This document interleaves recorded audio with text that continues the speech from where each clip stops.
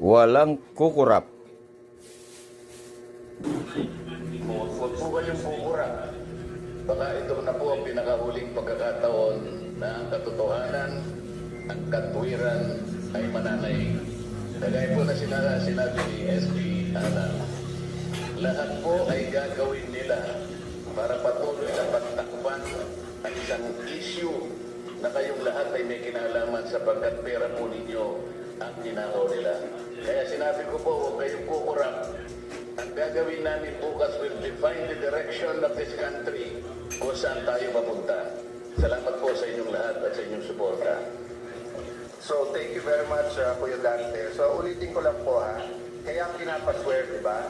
To tell the truth, the whole truth, and nothing but the truth. Kasi may half-truth, may tinatago na truth, mayroon pong lies, no? Series of hearings to. Pag naumpisahan po natin bukas, nandiyan na yung momentum. Inuulit ko po Pag may 13, automatic, hindi ko kailangang mag-resign. Sa inyo na.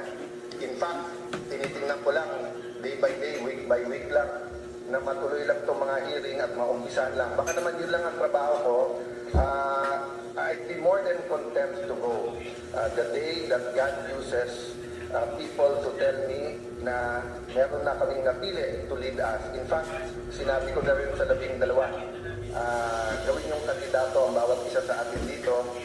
Sino po ang gusto din maglingkod sa ating bansa. But my mission right now is for the truth to come out. Again, hands off kay Senator Jinggoy Estrada. Napakatagal ko na po siyang kilala. We have our rankings. In fact, may mga ibang nagpo-post ng aming mga disagreements in the past. But I'd like to reiterate what I said yesterday.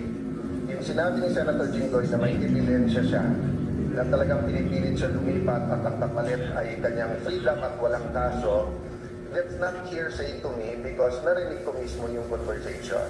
And palakas ng palakas yan, yung threat na yan sa iba pa naming mga kasama.